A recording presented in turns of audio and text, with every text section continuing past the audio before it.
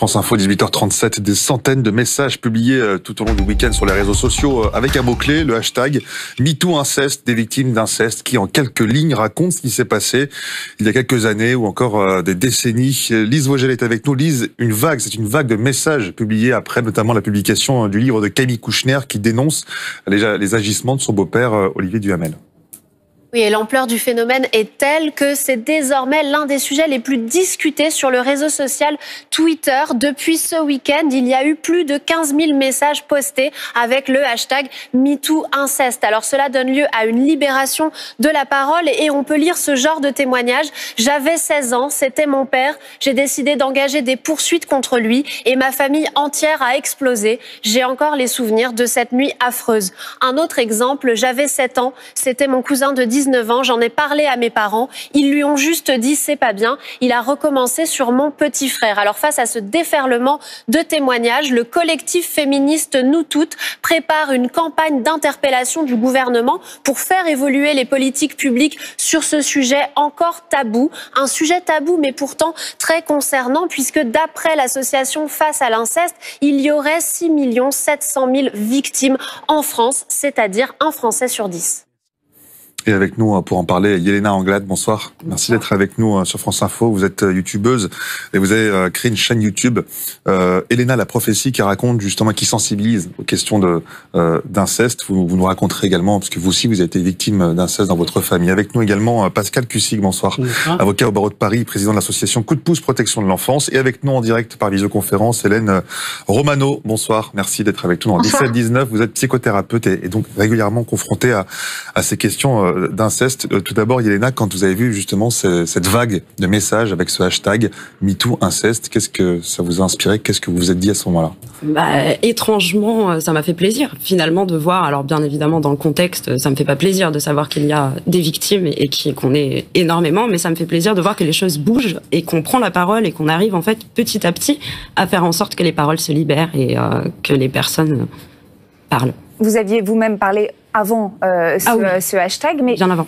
Du coup, ça a été une libération de vous dire enfin, non seulement je suis pas toute seule, et en même temps toute la France, tout le monde peut se rendre compte qu'on est des millions à être victimes d'inceste et on pose les choses sur la table aujourd'hui. Oui, je pense que déjà c'était important de poser les choses sur la table et c'est aussi important, je pense, d'en parler pour pouvoir réagir en conséquence au niveau de la loi et pour qu'on comprenne qu'il y a vraiment des choses qui vont absolument pas et qui sont complètement aberrantes encore aujourd'hui. Justement, on va en parler dans quelques instants. Vous-même, on disait, vous avez été victime d'inceste. Ça laisse des traces aujourd'hui, d'un point de vue psychologique, par exemple? Bien sûr, bien sûr. Psychologiquement, professionnellement, personnellement, intimement. Il y a des choses qui partiront peut-être jamais, je ne sais pas. Après, j'ai la chance d'être suivie par des personnes qui sont très compétentes en la matière. Donc encore aujourd'hui, par exemple? Encore maintenant, oui. Ouais. J'ai un suivi important. Ça a mis beaucoup de temps à se mettre en place parce qu'on trouve pas forcément des thérapeutes qui comprennent et qui savent répondre surtout sur l'inceste. Mais c'est important d'avoir un suivi, c'est important d'en parler, c'est libérateur en fait. Et voilà, je suis sur le chemin de la résilience. Pardon de vous poser la question, qu'est-ce qui s'est passé vous dans votre famille justement? Alors moi, j'ai été violée par mon grand-père pendant plusieurs années, mon grand-père maternel. J'ai porté plainte contre lui à mes 17 ans. À l'époque des faits, vous aviez 11 ans. Au tout début des faits, oui, j'avais 11 ans et ça a duré jusqu'à mes 15 ans, près de 16 ans. Et il a été jugé aux assises en début d'année. Là, voilà, le jugement, le procès aux assises a eu lieu. Il a été condamné? Il a été condamné.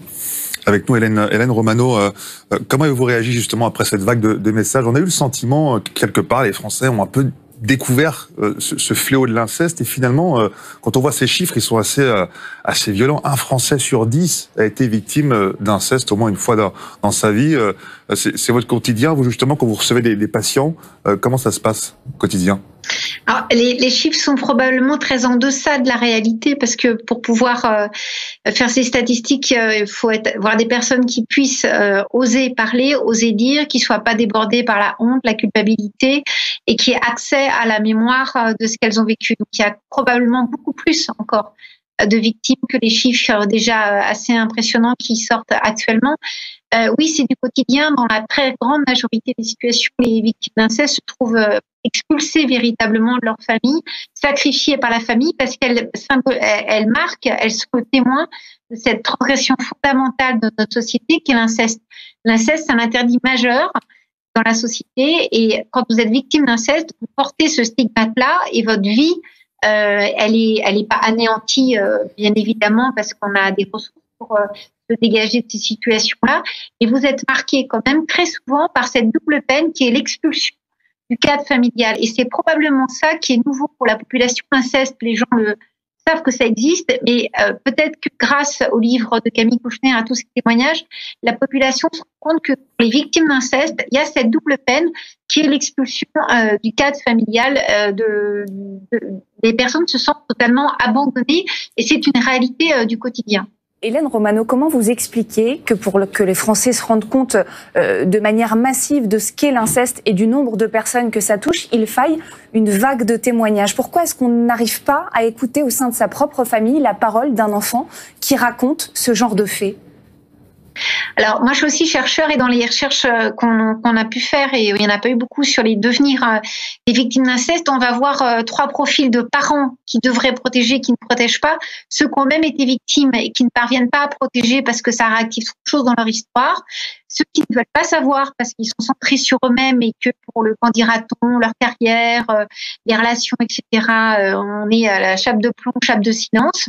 Et puis, un petit pourcentage de parents qui devraient protéger, qui ne le font pas parce qu'ils sont dans l'emprise de l'autre parent qui va leur faire croire n'importe quoi, ou l'emprise d'un ami, de quelqu'un qui fait autorité et qui va créer la confusion et se victimiser par rapport à l'enfant.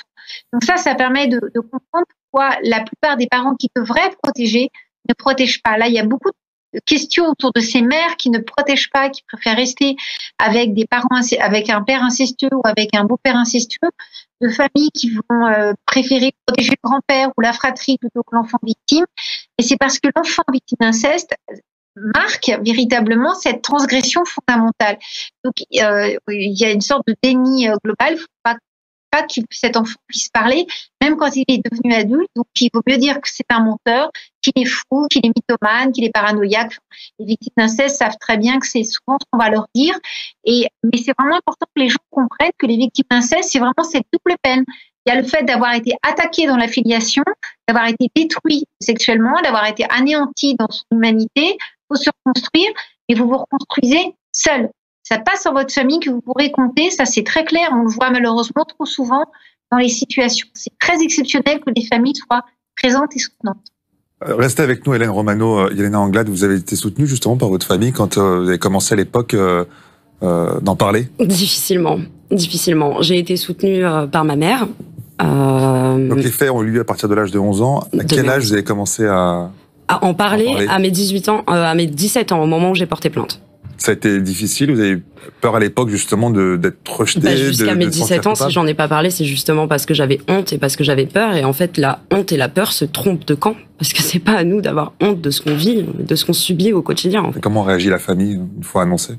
La plupart m'ont tourné le dos, ou m'ont gentiment fait comprendre que j'étais soit folle, soit que je n'avais pas le droit de dire ce genre de choses sur mon grand-père. Ça a été très long. Encore maintenant, ma grand-mère est toujours avec lui, ne me parle plus depuis très longtemps et continue de dire que c'est de ma faute. Donc voilà, c'est pas évident. Vraiment, familialement parlant, on est complètement laissé pour compte et on n'a aucun soutien. On trouve le soutien ailleurs. Et justement, est-ce que le soutien, il se trouve, Pascal Cussig, à la fois peut-être dans la justice et dans les associations? De quelle manière vous aidez les victimes d'inceste? Alors, effectivement, les associations soutiennent les victimes dans leur démarche pour entamer une procédure ou obtenir un soutien psychologique. Mais moi, ce qui me pose question dans tout ce qu'on entend depuis l'apparition de ce MeToo inceste, c'est que vont faire les autres personnes, les personnes qui ont la chance de ne pas avoir été victimes? Que va faire la justice? Que vont faire les politiques de cette vague qui se lève? Que doivent-ils faire, les politiques, selon vous? Que doivent-ils faire? À mon sens, ils doivent se rendre compte que notre système juridique est totalement archaïque et inadapté à la problématique qui leur est soumise. Vous avez un système juridique qui, quand on ouvre le code pénal français, réprime le viol et l'agression sexuelle à condition qu'on arrive à apporter la preuve d'une contrainte. Et cet examen de la contrainte, il va avoir lieu à chaque affaire de viol. C'est notre discussion quotidienne devant les tribunaux. Même si l'enfant est très jeune, on doit quand même caractériser qu'il a été contraint, ce qui est juste aberrant. Et même si l'enfant victime est victime d'inceste, c'est-à-dire qu'on considère que même en cas d'inceste, on pourrait consentir à son inceste, ce qui est une aberration. Alors qu'un enfant, finalement, est forcément contraint. Il est forcément contraint, mais ça, c'est la sagesse populaire que vous relayez là. Mais c'est pas ce qu'on retrouve dans le code pénal. Et il faut que ça change. Il est impératif et urgent que ça change. On avait eu ces discussions en 2018 au moment de la loi Schiappa. On nous avait assuré qu'on n'aurait plus ce débat sur le consentement de l'enfant qui est jugé à juste titre comme malsain. Et c'est pas du tout ce que la loi Schiappa a transcrit dans le code pénal. Donc il est urgent maintenant que ça change et il faut réformer notre système juridique. Entre parenthèses, d'autres pays ont un système avec un âge de non-consentement et ça pose aucune difficulté. Donc nous, on est en retard. La Grande-Bretagne a un âge de non-consentement depuis 60 ans. Yelena, vous nous disiez que vous avez porté plainte, qu'il y a eu une action en justice, que votre grand-père a été condamné. Est-ce que ça vous a permis de vous dire, d'accord, cette affaire, elle a des conséquences sur moi dans toute ma vie, mais je suis en train de commencer à tourner la page. L'action en justice me permet de reconnaître ce statut de victime, finalement. Alors oui, mais tardivement. C'est-à-dire que quand j'ai porté plainte à mes 17 ans, ça m'a absolument pas aidé, en fait. Complètement, ça m'a même limite plus détruit, parce que ça m'a rappelé tout ce qui se passait, j'ai dû m'en souvenir, on me croyait pas. On m'a fait beaucoup d'expertises psychiatriques, psychologiques, lui niait les faits, donc ça a été très long. Ensuite, on m'a oublié, la justice m'a oublié pendant des années, j'avais même plus d'avocat, une période. Donc ça a été très compliqué, vraiment, c'était un parcours judiciaire c'est le parcours du combattant. Alors moi, à titre personnel, effectivement, j'invite les victimes à le faire. Mais je veux leur dire que c'est pas facile, très clairement. Pascal Cussig, quelque part dans le malheur de Yelena, la chance qu'elle a pu avoir, c'est de pouvoir faire juger, justement, d'aller jusqu'au bout dans cette affaire. Oui. Sauf qu'il y en a aussi pour qui, malheureusement, les faits sont prescrits. C'est un débat aussi, justement. C'est une question qu'on se pose, que tout le monde se pose. Est-ce qu'il ne faudrait pas rendre les crimes commis contre les enfants imprescriptibles, comme le sont les crimes contre l'humanité, par exemple? Alors oui, effectivement, Yelena a eu la chance d'obtenir la condamnation de son agresseur. C'est pas tout à fait une chance, c'est parce qu'elle s'est acharnée et battue pour obtenir notamment que l'affaire soit jugée aux assises et non pas correctionnalisée, comme on le voit beaucoup trop souvent. Mais oui, la question de la prescription est évidemment importante. Moi, il me semble que le système tel qu'il est aujourd'hui n'est plus acceptable. On voit dans l'affaire du Hamel que cette affaire est du coup traitée sur les réseaux sociaux ou dans les médias, alors que c'est un juge qui devrait avoir à statuer sur cette affaire-là. On a vu la même chose sur l'affaire Flavie Flament, où elle a dû écrire un livre et où la personne qui était mise en cause a fini par se suicider. Qui peut se satisfaire de ce système-là? La prescription est censée garantir un bon ordre public et on se rend compte que l'ordre public n'est pas garanti du tout. Donc on est aujourd'hui à une époque où le droit à l'oubli n'est plus le même qu'il y a 50 ans et qu'il n'y a plus de droit à l'oubli avec la possibilité de déposer plainte avec un délai plus long et avec l'internet, etc. Le droit à l'oubli ne doit plus être considéré comme un obstacle pour que les victimes aient accès à un tribunal. Mais est-ce qu'on voit aujourd'hui cette libération de la parole qui se passe sur les réseaux sociaux, elle est intimement liée finalement aussi à la question de la prescription, parce que Adrien Taquet disait, voilà, la prescription c'est 30 ans, il faut que les victimes parlent avant. Oui, mais comment, finalement? Alors, c'est assez étonnant d'entendre le secrétaire d'État à la protection de l'enfance parler comme ça, parce que on sait bien qu'un enfant victime, et Hélène Romano, qui est sur le plateau par Skype, dira la même chose, à mon sens, on sait bien qu'il y a un temps de libération de la parole. La victime ne choisit pas à quel moment... 30 ans, c'est pas assez? Alors, 30 ans, moi, ça me pose difficulté, parce que on voit qu'il y a des affaires où il y a... Il y a de l'amnésie traumatique aussi. Alors, l'amnésie traumatique pose problème. Le fait que des victimes de bonne foi peuvent, pendant une période, avoir occulté avoir été victimes, et on l'a déjà vu. Donc, ce délai pose question. Et il y a des pays qui ne connaissent pas de système de prescription, et c'est pas pour autant que leur système s'écroule. Moi, il me semble que les crimes contre l'enfance devraient effectivement... Alors, si on a des difficultés à les faire entrer dans le crime contre l'humanité, je peux l'entendre, mais on pourrait imaginer que les crimes contre l'enfance soient eux aussi imprescriptibles, au même titre que le crime contre l'humanité.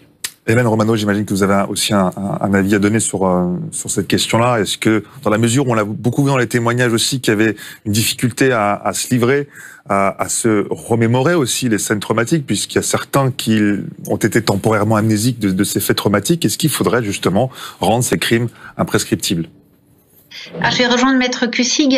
L'enfant, c'est le devenir de l'homme. L'enfant, c'est le devenir de l'humanité. Donc, à ce titre-là, l'inceste, les crimes commis sur les enfants devraient être imprescriptibles parce que ce sont moi, le terme que j'utilise, de génocide identitaire. Ça vous détruit l'humanité d'un enfant et la reconstruction est très longue, très douloureuse, très difficile. D'autant plus dans les situations où la plupart de ces enfants victimes d'inceste ou de violences intrafamiliales sont lâchés par leur famille. Le rendre imprescriptible, ça serait logique, dans la logique de l'imprescriptibilité pour les crimes contre l'humanité, parce qu'en effet, les crimes contre un enfant sont des crimes qui attaquent l'humanité. Maintenant, il y a une autre dimension à prendre en compte, et c'est peut-être ça qu'a voulu dire M. Taquet, c'est que la justice, telle qu'elle est actuellement conçue, peut réparer au niveau judiciaire, mais ne peut pas restaurer au niveau psychique. Et votre invité disait très clairement, la procédure judiciaire, c'est extrêmement long. Déjà, porter plainte, il faut parvenir à le faire psychiquement, financièrement, ce qui est compliqué. Ça prend du temps, c'est difficile, ça vous réactive en permanence.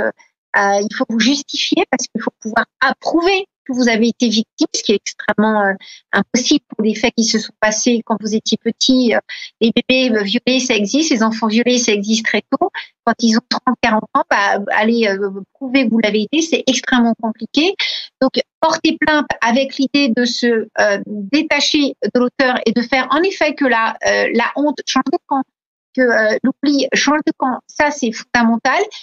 Peut-être donner une autre dimension à la procédure judiciaire parce qu'on a 80% des plaintes pour viol qui sont classées sans suite dans notre système pénal actuel. Il faut le rappeler.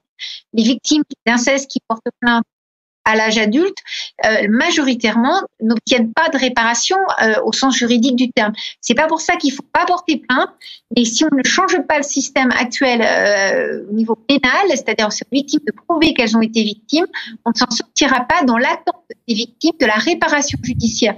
La réparation judiciaire, c'est pas la restauration psychique. Donc, on a besoin de donner une accessibilité aux soins psychothérapeutiques gratuits pour les victimes enfants de crimes, entre autres de victimes sexuelles, qui est une possibilité d'accéder à des avocats spécialisés, parce qu'en effet, il y a aussi tout un coût de procédure, que ces deux dimensions-là soient prises en compte, ça serait déjà énorme comme avancée. Merci beaucoup Hélène Romano. Yelena Anglade, qu'est-ce que vous dites à ceux aujourd'hui qui hésitent encore à parler? En moins de 30 secondes. De le faire quand même, parce que ce qui va en découler est beaucoup plus important pour une victime que toutes les épreuves par lesquelles elle va en passer pour aller jusqu'à la condamnation. De le faire, de tenter, de rien lâcher. Merci beaucoup Yelena Anglade. Je vous souhaite bien sûr bon courage pour la suite et votre chaîne YouTube Elana, la prophétie. Merci d'avoir été avec nous. Merci Pascal Cussig également et Hélène Romano d'avoir été nos invités dans ce 17-19 de France Info qui s'achève bien sûr avec Lucie Chomet. On se retrouve dès demain à 17h dans un instant.